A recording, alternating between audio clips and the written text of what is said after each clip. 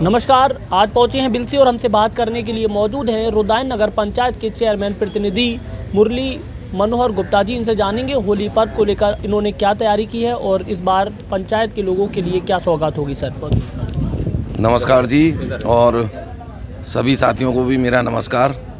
जैसा कि आपने कहा कि होली का त्यौहार साल भर का त्यौहार होता है, हर्ष उल्लास का त्यौहार होता है, रंग पर्व होता है, खुशियों का त्यौहार होता है। तो हमारी नगर पंचायत रुदायन में ये तैयारी है कि इस बार जब होली का त्यौहार आएगा तो हमारे नगर में विशेष रूप से एक सफाई अभियान चलेगा। जो गंदगी हमारे कस्बे में इधर उधर पड़ी हुई है, जो हमारी नज़र से दूर है, उस गंदगी को हम दूर कराने का काम करेंगे।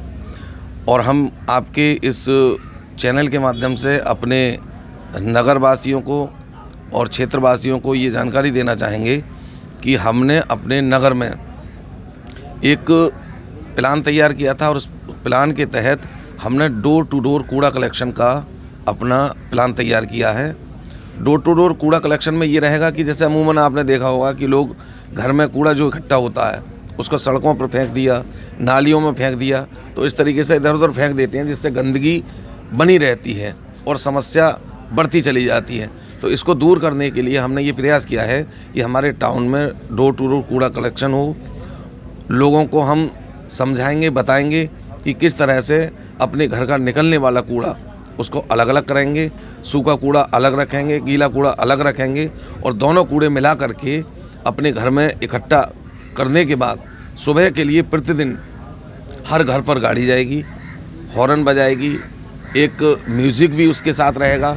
जब म्यूज़िक बजती हुई गाड़ी जाएगी तो लोगों को पता चलेगा कि कूड़े वाली गाड़ी आ गई है, तो उस गाड़ी में ही कूड़ा डालना है। तो हम अपने आपके इस कार्यक्रम के माध्यम से, चैनल के माध्यम से भी निवेदन करना चाहेंगे अपने सभी सम्मानित नगरवासियों से कि कूड़े के प्रति अब थोड़ा सा सजग हो जाएं, क्योंकि हमारी प्रदेश सरकार से लेकर के भारत सरकार सभी का ये प्रयास है और हम सब के जीवन को बेहतर बनाने के लिए स्वच्छता बहुत ज़रूरी है। गांधी जी का भी यही सपना था, यही प्रयास था कि देश हमारा स्वच्छ रहे, साफ रहे, जिससे हमारे जीवन में बेहतरी आ सके। तो उसी सपने को साकार करने के लिए, उसी प्रयास को आगे बढ़ाने के लिए हमने अपने नगर को बेहतर बनाने के लिए प्रयास शुरू किया है। और हम उम्मीद करेंगे कि इस प्रयास में हमारे सभी सम्मानित नगरवासी पूरा सहयोग करेंगे और कूड़ा का जो प्रयास हमारा है उसको अपने घरों से इधर उधर ना फेंकते हुए निर्धारित समय पर निर्धारित जो हमारे कर्मचारी जाएंगे उनको देने का काम करेंगे। तो निश्चित रूप से हमारे कस्बे में एक अलग नज़ारा आप सभी को देखने के लिए मिलेगा। तो ये बहुत जल्दी प्रयास हमारा शुरू हो जाएगा। तैयारी हमारी लगभग पूर्ण हो चुकी है।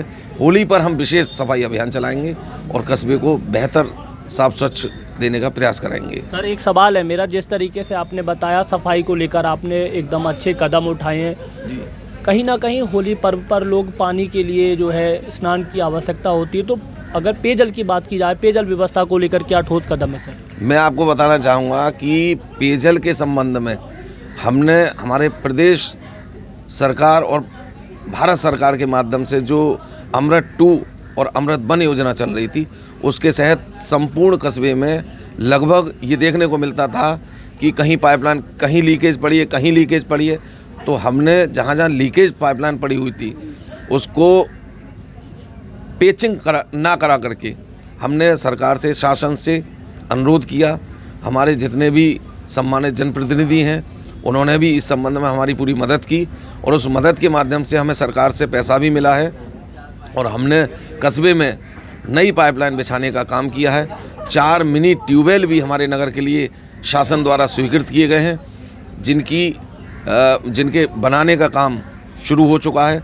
बहुत जल्दी 4 मिनी ट्यूबवेल नगर में बनेंगे।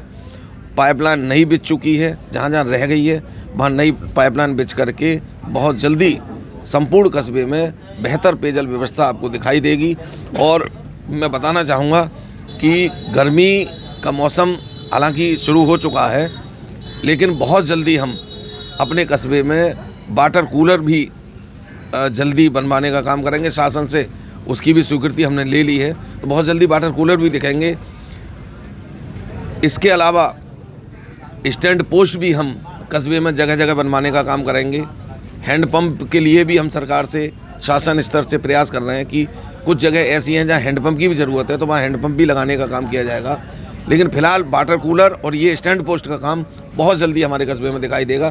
तो पेयजल के मामले में भी हमारे कस्बे में अब हम ये उम्मीद करेंगे कि कहीं किसी भी तरह की आपको समस्या नज़र नहीं आएगी।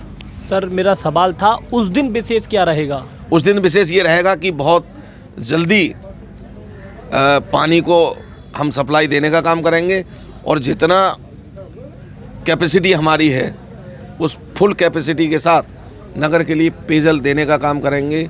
उस दिन पहले से ही हमारी तैयारी रहेगी कि हमारे जितने भी टैंक हैं वो भरे रहें और सुबह जैसे ही दिन की शुरुआत हो, जब पेयजल की ज़रूरत होगी तो उस समय पेयजल की आपूर्ति शुरू की जाएगी। और बीच में भी पेयजल की व्यवस्था सुचारू रखने के लिए हमारा प्रयास रहेगा कि बिजली आए तुरंत उसको टैंक को भरा जाए खाली होने के बाद, और फिर से दोपहर में भी पेयजल की आपूर्ति दी जाए, शाम के लिए भी दी जाएगी। तो उस दिन हम विशेष रूप से पेयजल की आपूर्ति पर अपना ध्यान केंद्रित रखेंगे। पानी की समस्या उस दिन कहीं नहीं आने देंगे। बहुत बहुत धन्यवाद। तो आप सुन रहे थे रुदायन नगर पंचायत के चेयरमैन प्रतिनिधि जी को, जिन्होंने अपनी नगर पंचायत में होली को लेकर विशेष कदम जो उठाए हैं उसको लेकर कुछ जानकारियां साझा की हैं। एक चीज़ मैं और यहाँ आपके साथ कहना चाहूँगा कि होली चूँकि अभी समय है, तो आपने हमें इस चैनल के माध्यम से, अपने चैनल के माध्यम से बात रखने का मौका दिया।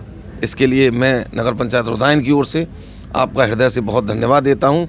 साथ ही आपके लिए, सभी समस्त नगरवासियों के लिए और क्षेत्रवासियों के लिए आने वाले होली त्यौहार की बहुत बहुत अग्रिम शुभकामना देता हूँ। बहुत धन्यवाद। बहुत बहुत धन्यवाद। तो तमाम खबरों के लिए बने रहें। धन्यवाद।